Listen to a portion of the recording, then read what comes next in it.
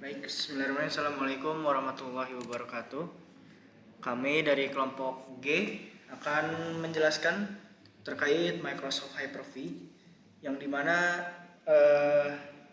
Hyper-V ini merupakan sebuah virtual machine.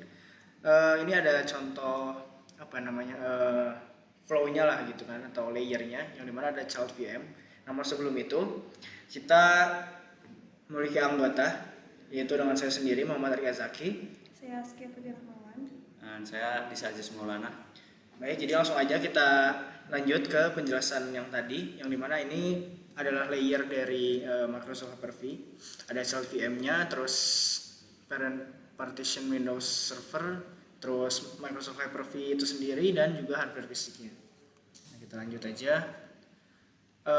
Konteks virtualisasinya. Jadi virtualisasi ini kan satu server fisik dapat menjalankan beberapa sistem operasi atau beberapa sesi OS secara bersamaan, yang dimana VM juga terlihat seperti komputer sendiri gitu ya, yang punya OS, aplikasi, storage, network, dan resource komputasi virtual. Kemudian sini juga dijelaskan bahwa hypervisor atau VMM ini adalah lapisan di bawah virtual machine yang mengatur eksekusi ataupun isolasi dan juga akses resource-nya gitu. Kemudian ini juga ada tadi ya layer ya, yang dimana ada hardware, terus ada hypervisor, terus VM-nya itu sendiri, dan aplikasi gitu.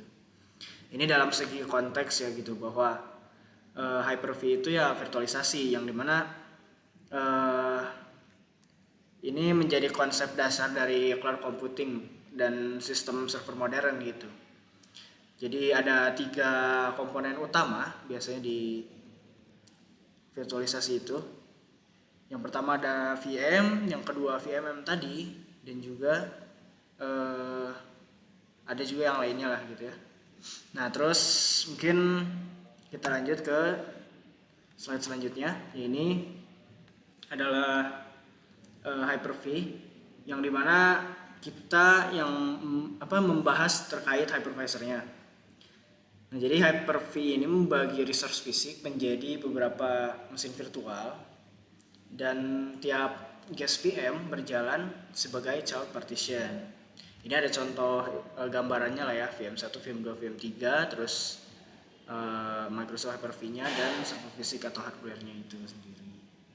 Nah, kenapa ini penting? Karena model ini cocok untuk server karena resource dapat berjalan bersamaan. Dapat berjalan bersama VM, dapat diisolasi, dan administrasi dilakukan melalui partition khusus gitu. Yang dimana Microsoft Hyper-V ini ya dikembangkan oleh Microsoft untuk membuat dan mengelola virtual machine. Kemudian Hyper-V pertama kali muncul di Windows, namun sekarang sudah tersedia di Windows 10 Pro, 11 Pro, dan yang lainnya gitu ya. Lanjut, akan dijelaskan oleh rekan saya. Baik, yang selanjutnya itu ada arsitektur utama Hyper-V. Itu tuh modelnya terdiri dari parent partition, child partition, VM bus, VSP bus, VSP dan VSC. Nah, Hyper-V ini bekerja dengan cara membagi sumber daya komputer seperti CPU, RAM, storage, dan network. Setiap virtual machine itu akan mendapat alokasi resource masing-masingnya.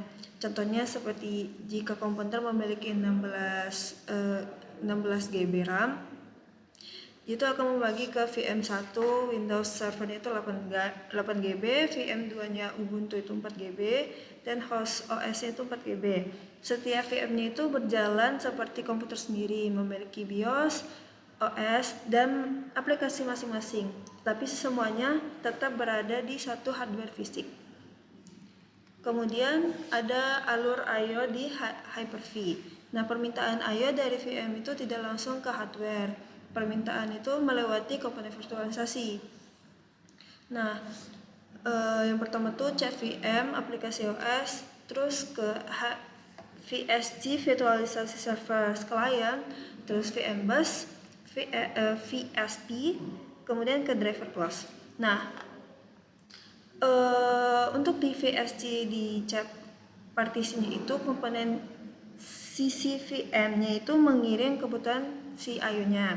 Nah, untuk di VSP di parent partition, komponen sisi parent yang menyediakan layanan device. Nah, untuk di VM bus, kanal komunikasi virtual antara child dan parent partisi. Nah, Hyper-V itu termasuk dalam tipe 1 hypervisor bare metal hypervisor.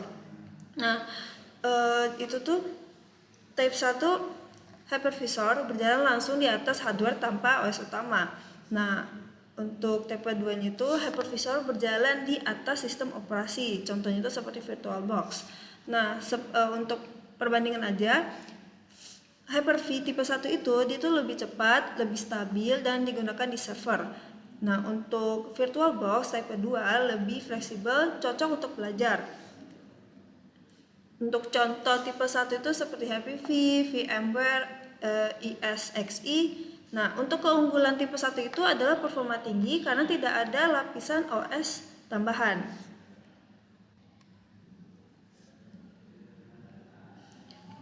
Mungkin selanjutnya peran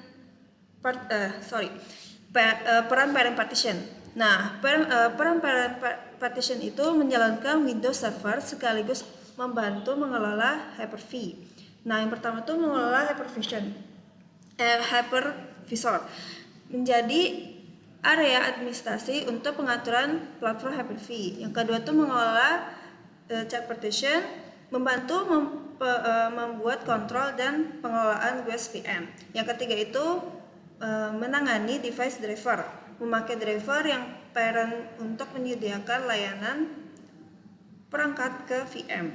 Nah, Hyper-V termasuk dalam tipe 1 Hyper-V.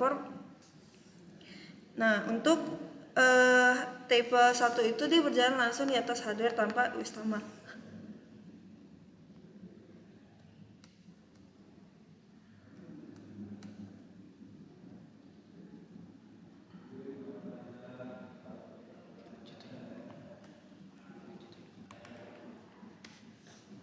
Mungkin untuk selanjutnya akan dijelaskan oleh teman saya. Baik, untuk selanjutnya ada 3 tantangan dari Hyper-V. Salah satunya adalah availability. Jika parent partition yang bermasalah, VM yang bergantung pada layanan parent dapat ikut terdampak. Lalu yang kedua adalah resource contention, atau parent menjalankan Windows Server sehingga ada kebutuhan resource tambahan di server fisik. Lalu yang ketiga adalah single I/O conduit. I/O banyak melewati parent partition sehingga jalur ini menjadi titik penting dalam performa dan ketersediaan. Hyper-V juga bisa dinilai dari sisi robust menggunakan fitur, tetapi saat itu belum seluas ESXi karena masih relatif baru di pasar. Lalu yang selanjutnya adalah perbandingan Hyper-V dengan Xen dan ESXi. Domain model dari Xen, yaitu Domo, berperan sebagai area privilege dan Domo adalah guest domain. Untuk I/O, Domo-nya memakai backend driver untuk melayani front-end driver di Domo. Untuk Hyper-V, partition modelnya adalah parent partition menjadi pusat dari administrasi, child partition juga merupakan guest VM. Dan untuk I/O-nya, parent di sini memakai VS, sedangkan child memakai VSC melalui VM bus. Lalu ESXi, yaitu method platformnya, ESXi memiliki fitur lanjutan seperti availability, scalability, dan juga management. Tambahan juga ESXi dipakai sebagai pembanding. ESXi kenapa? Dinilai lebih matang daripada konteks. Lalu selanjutnya adalah kesimpulan. Kesimpulannya kami mendapatkan 4 kesimpulan. Kesimpulan pertama adalah Hyper-V merupakan tipe 1 dari hypervisor yang berjalan di atas hardware server. Yang kedua, arsitekturnya menggunakan parent partition untuk administrasi dari child partition untuk guest VM. Yang ketiga, layanan I/O dilakukan melalui VSP, VSC, dan juga VM bus. Dan yang keempat, tantangan utama berkaitan dengan ketergantungan yaitu ada pada di parent partition dan juga jalur I/O terpusat. Jadi Hyper-V memang membagi satu server fisik menjadi beberapa VM yang terisolasi, tetapi tidak membutuhkan komponen parent partition sebagai pusat layanan dan manajemen. Mungkin sekian presentasi dari kami, mohon maaf apabila ada kelalaian ataupun kesalahan dalam penyampaian. Wassalamualaikum warahmatullahi wabarakatuh.